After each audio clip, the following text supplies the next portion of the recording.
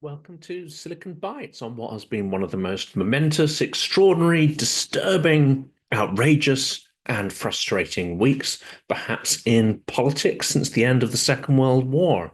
Today, we're going to be covering a topic, a relatively quick episode, which is going to be about Zelensky's rebuff to Trump, an attempt perhaps by Zelensky to call Trump's bluff. Well, before we get into that, I am working on a number of far more lengthy episodes that will examine in detail the outbursts that have come from Trump this week. And of course, you can guarantee that he will have said and possibly done even more things by the time I come to record that will be considered newsworthy. And I'll probably have to rewrite those scripts and start again. But let's jump into this episode now. And thank you to everyone who supports the channel. Thank you to everyone who buys me a coffee or has become a patron. It's incredibly important to help keep the work of the channel going, as I know I say that every time, but it is hugely appreciated and your support is invaluable. It's been a week that has upended the foreign policy world and seen an acceleration towards what some of us have suspected for several years, that the old post-World War II international order is dead. Its norms and stability only live on as a zombie concept in the minds of the myopic and timid class of managers that still lead us and who cannot imagine such a scenario or what may replace that international order. Not only that, but the gamekeeper has turned poacher as the US seeks to align itself with Russia, an openly militaristic state run by a dictator for almost 30 years, hooked on wars, genocide, mass torture, rape, and which revels in its role as global terrorist and pariah. This week saw the repetition of Russian talking points nearly word for word by Trump. There can be few who hold any lingering doubts about Trump's view of the war against Ukraine. He's openly praised the leader of the aggressor nation and sought to blame the victim for starting the war and not ending it all this time over the last 3 years. Night is day, black is white, up is down. You get the idea. Where doubts have now surfaced is whether the US will continue to provide weapons or even aid to Ukraine, and even that the US may start aiding Russia instead of Ukraine and Europe. Trump's comments on Wednesday put old doubts to rest, but triggered a whole slew of new ones. Less than 3 years ago, Volodymyr Zelensky received a standing ovation in Congress for resisting Russia's invasion. This week, America's newly elected leader lashed Zelensky verbally, calling him a dictator and accusing him of corruption. That, of course, is rich coming from Trump, the master of failed business ventures and scams that are too numerous to list, and whose boss, whose partner, Elon Musk, is busy rinsing the federal government of funds and grants that amount to tens, if not hundreds of millions of dollars. Or even the man they praise, Vladimir Putin, who has never faced a truly competitive election and for his 25 years in office has never run a free and fair campaign for re-election. How do we know Trump knows that Zelensky is not a dictator? Well, he's not tried to crawl up his arsehole yet. Note that Trump has never leveled any serious criticism at Putin ever. Literally, not once. Trump said Zelensky wanted to keep the gravy train of foreign aid running a day after he appeared to blame Ukraine, the victim, rather than Russia, the perpetrator, from starting the war. Zelensky better move fast or he's not going to have a country left, Trump wrote. There also seems to be pressure, both publicly and privately, from Trump's circle to have Zelensky removed and persuade him to flee the country and abandon his people. This is a Russian tactic that didn't work in 2022 and will hardly work now. How many times has Russia sent assassins to try and kill Zelensky? Will he now buckle down, listen to a bloated orange windbag? Well, hardly. And President Zelensky may just have called Putin's bluff. We'll come to that detail in just a second. Trump spent the week echoing Russia's talking points about the war and the Ukrainian president. There can be no coincidence that it's only been a week since Trump and Putin had a lengthy phone conversation, and the Russian propaganda machine has been in overdrive. Russia's ambassador to the UK, Andrei Kelin, praised the Trump administration's approach. For the first time, we noticed that they, the US, are not simply saying that this is Russian propaganda and disinformation. They've listened and they hear what we're saying, he told BBC Newsnight. But if Kellin says something, it must be a lie. And if he is praising someone, that person must be an enemy. I call it Kellin's law, because the exact opposite of whatever he says must be the truth. Trump is intent on wielding total authority over his party, over foreign policy, and is allergic to any criticism and any objections to his plans, no matter how absurd or half-baked his plans are, no matter that they may be the absolute opposite of what he said a week before, or no matter how detrimental his plans and ideas are to America's national security interests. He is using the full power of government to turn a transactional America First policy into reality. But Trump's attacks on Zelenskyy are hardly new. Before his election win in November, he frequently criticized the scale of US military aid being sent to Ukraine, describing Zelenskyy as the greatest salesman of all time. He has consistently blamed the Ukraine war on the Biden administration and its apparent weakness, and promised that ending it would be easy. Trump also regularly claimed that the Ukrainian president was adept at convincing Congress to send his country more money. But this week, the attacks were on another scale of vitriol and falsehood. His tirade against Zelenskyy came after the Ukrainian president publicly rejected an initial, rushed American bid to gain access to Ukrainian minerals and rare earth metals.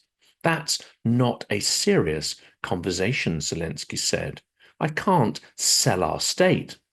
He is, of course, right. Further to that, Zelenskyy fact-checked Trump's claims about the war in Ukraine, saying that Trump was living in a Russian disinformation space. But there seems little interest amongst Trump's party in opposing him. Despite a few expressions of dismay, it's unlikely anyone with his own party will make a tangible effort to oppose him. I certainly would not call President Zelenskyy a dictator, Alaska Senator Lisa Murkowski said.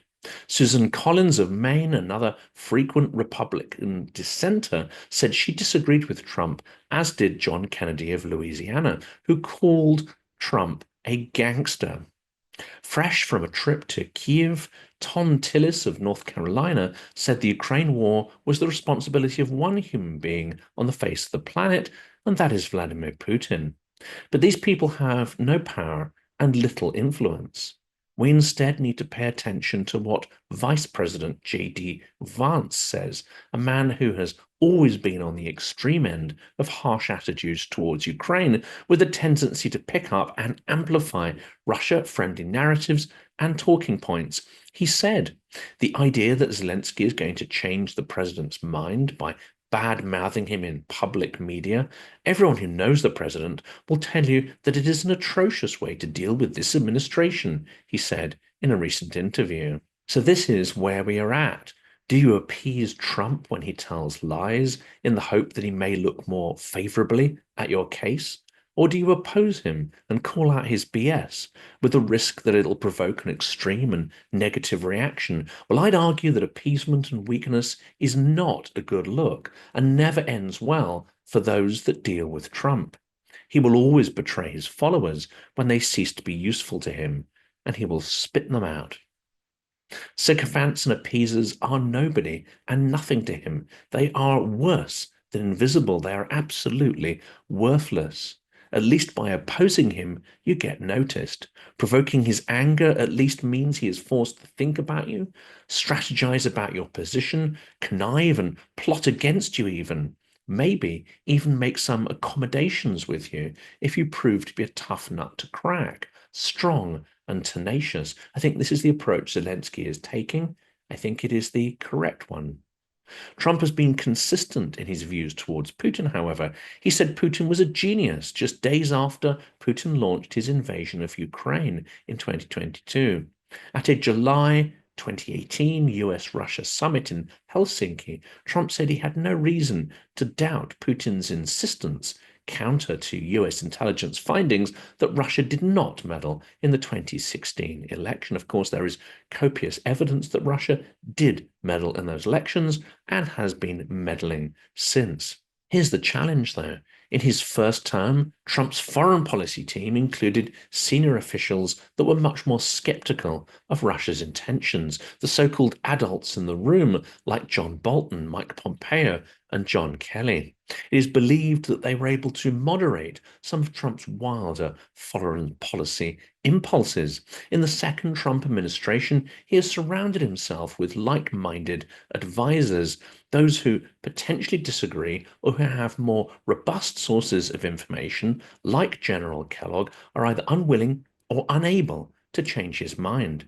Trump has been able to warp and impact Republican support, or the lack of it, for the war to shore up his own political position. A February Pew survey indicated that only 30% of Republicans believed the current level of US support for Ukraine is not enough or just right. When the war began, 72% felt that way.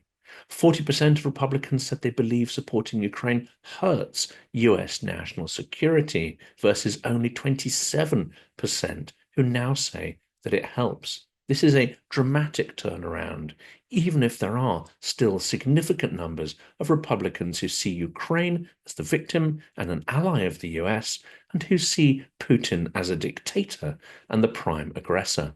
Well, what is at the root of this week's outbursts? Clearly, it's Trump's stated frustration with Zelensky's refusal to immediately sign the poorly constructed and rapacious minerals deal. It's possible he's made some undeclared bargain with Putin and needs to pressure Ukraine to sign up to a deal that is counter to Ukraine's national interests and which offers no security guarantees whatsoever to Ukraine in return for a gargantuan handover of its resource wealth to the US. Zelenskyy rejected US demands for a share of its rare earth minerals, a deal Trump said would reflect the amount of aid the US had provided to Ukraine while resisting Russia. There are two problems with that. Ukraine was provided with aid, not a loan by the US. There was no compunction to pay it back, and there was no expectation that they would pay it back when that original money was passed to Ukraine. And often it was not money, but it was resources, military resources, that were provided instead. And the actual amount mentioned by Trump is hugely, hugely inflated. The actual figure of US military aid to Ukraine is closer to 100 billion, not 500. Waltz said that the White House was very frustrated with Zelenskyy after he leveled unacceptable insults at US President Donald Trump earlier this week. By insults, he means that the king cannot take the slightest degree of criticism, no matter how factual it may be or politely it is expressed. Trump's invective culminated in him referring to Zelenskyy as a dictator without elections. Trump also blamed him for starting Russia's invasion. Now there are reports the US is refusing to recognize a UN resolution which labels Moscow as the aggressor while recognizing Ukraine's territorial integrity. This behavior is in stark contrast to the last two anniversaries of the war, when the US led the signing of this declaration. Earlier this week, Zelenskyy was excluded from talks between senior Russian and American officials who met in Saudi Arabia to discuss the possibility of ending the conflict. Nothing is off the negotiating table, claimed US Vice President J.D. Vance. But as the BBC pointed out, the problem for Ukraine is that it isn't even sitting at the table. In the latest twist, Zelenskyy has made the bold statement that he is willing to give up the presidency of Ukraine in exchange for NATO membership, for peace and security for his country. While this is not the characteristic behavior of a tyrant and dictator, it seems that Zelenskyy is trying to call Trump's bluff. There is little chance that this current US administration will agree to Ukraine's membership of NATO, but this strategy of Zelensky's may help to change the optics and counter some of the disinformation narratives that have gained traction within parts of the GOP and MAGA community. Zelensky said he would be willing to give up his presidency in exchange for peace ahead of the third anniversary of Russia's full-scale invasion of Ukraine. If you need me to leave this chair, I am ready to do that, he said. And I also can exchange it for NATO membership for Ukraine, the president said in response to a question during a news conference. As mentioned, Trump called Zelensky a dictator without elections earlier in the week. I wasn't offended by that comment, said Zelensky, but a dictator would have been. It seems that the Kremlin has been working on a new strategy these last few months, and that is to delegitimize Zelensky and force him from office. This is an ideal outcome for the Kremlin, as they believe that division, chaos, and weakness would emerge if full-throated politics and electoral competition return to Ukraine. This may, however, be a miscalculation because these Kremlin intrigues, which the new US administration seems so keen to parrot and fall in line with, may end up increasing, not decreasing, the popularity of Zelensky in Ukraine.